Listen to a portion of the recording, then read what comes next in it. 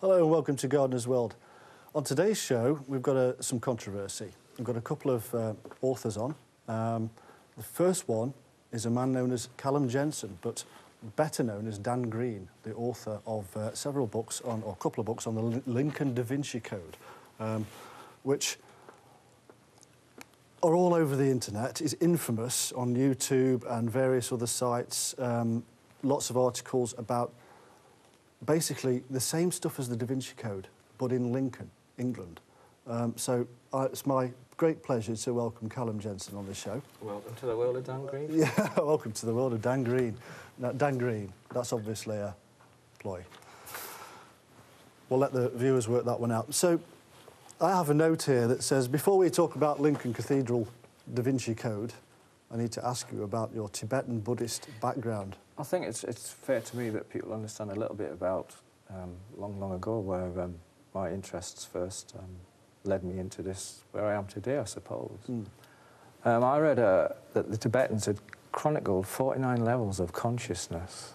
Now, I've lived my life in Newcastle in the northeast of England, and I thought, we only know 2 levels of consciousness, sober and drunk.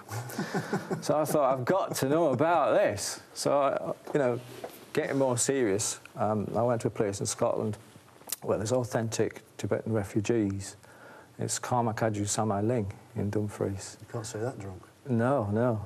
And I stayed there quite a while and had oral instruction from a genuine Rinpoche teacher, who's still with us now.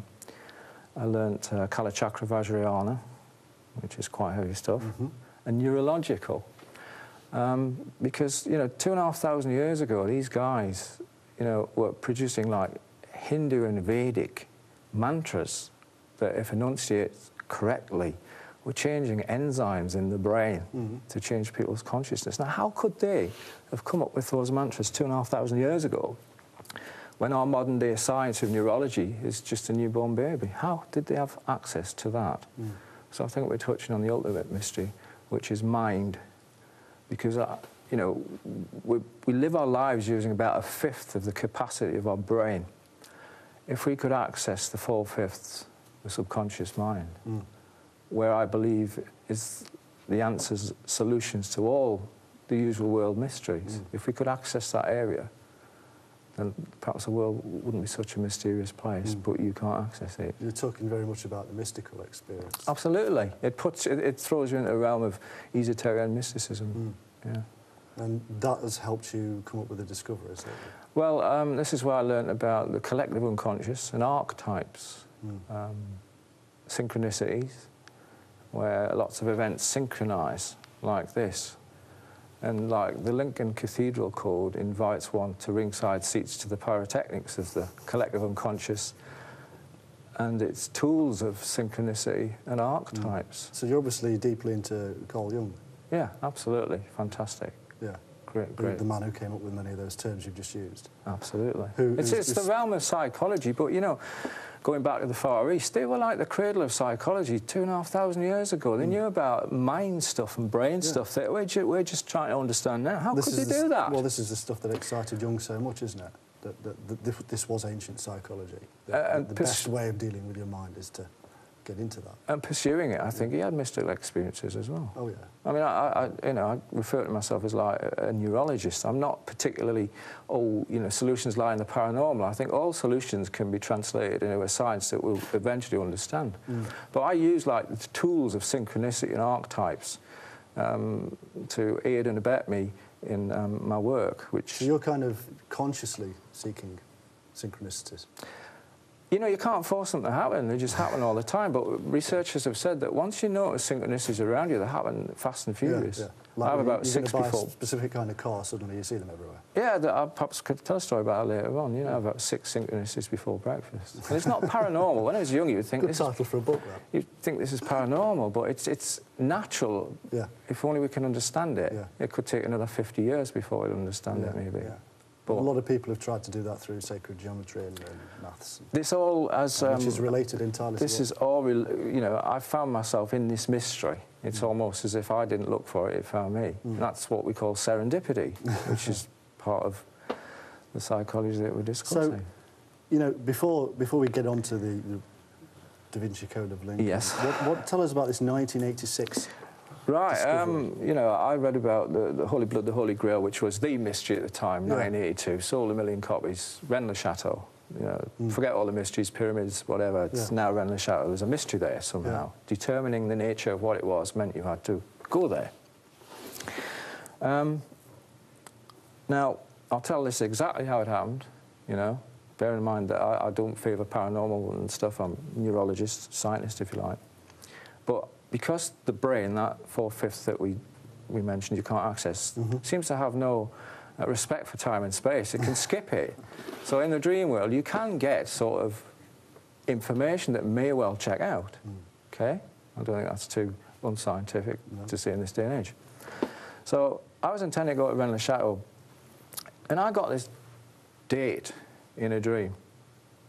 It's not the sort of thing that happens to me all the time, but I got 24th of April, 24th of April, 24th of April. And Lacoum came with it. Now, I can't even speak French, but 24th of April, Lacoum. Cut a long story short, you know, I thought, we must be at Rennes-le-Château 24th of April. It's something, you know, I don't know, don't understand. So anyway, when we got there, there was a chap who left his home in Bordeaux and he built his own little house to live there, stone hut, very like a Navajo Indian, how he built it. And he called it Lacoum, he had the name on it. So I thought, right. Cut a long story short, because I'm going to have to, time-wise. And we had quite an adventure at Rennes-le-Château on that day. We'd found a tomb in the area of Les Labadous. It was sealed, there was 2 points of entry, and it was sealed. Now, you have to bear in mind, Rennes-le-Château fanatics are always looking for tombs. You know, it's Jesus, Mary Magdalene, whatever their interpretation is. But we'd found this tomb there, and had quite an exciting day. I do know that that tomb that we visited was known to Elizabeth Van Buren, who lived in the area, David Wood, Sacred Geometry. They knew about this tomb. So I'm not saying I was the only person that found this sealed tomb, could be important, whatever. But that was part of the day's adventure. 8 o'clock at night, we're kind of hanging with this guy, this French guy, who's still in the valley today. He still lives there, apparently. 8 o'clock at night, still quite light it was, because it was April. We spotted 3 bright lights on the horizon above the precipice of a mountain, looking just like stars. So I thought, oh, that's very eye-catching, suddenly. They started moving. Right. And the next thing you know, they vanished from sight, and there was this, like, really strange, like, cloud, amber-coloured. There was no thunder, but there was lightning. So that's a really weird scene, to see this massive cloud heading your way. For all the world, a storm, but you associate thunder with a storm. No thunder, just these lightning flashes, red amber cloud. Silently over the valley, over our heads, went around the famous Rennes-le-Château and gone. Now, that's what people do call an unidentified flying object. Now, I'm not saying spaceships and aliens, that was an unidentified flying object. So I'm left with the assumption to assume that, you know, that was like a date calculation for some reason.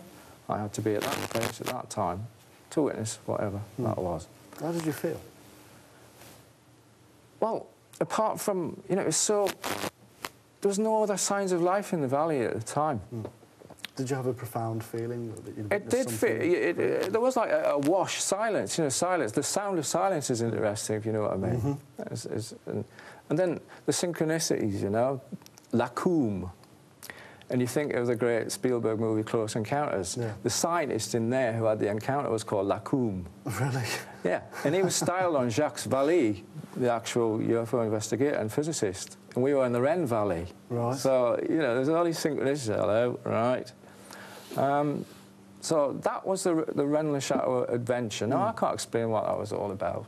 Finding a tomb that was not accessible, and then this kind of encounter or whatever. So if there was a message in any of this, you've not really picked that up? Well, no, and I was quite happy to say, right, I've done the Rennes-le-Château thing now. You know, it's just a matter of opinion how we interpret these things. But then 20 years later,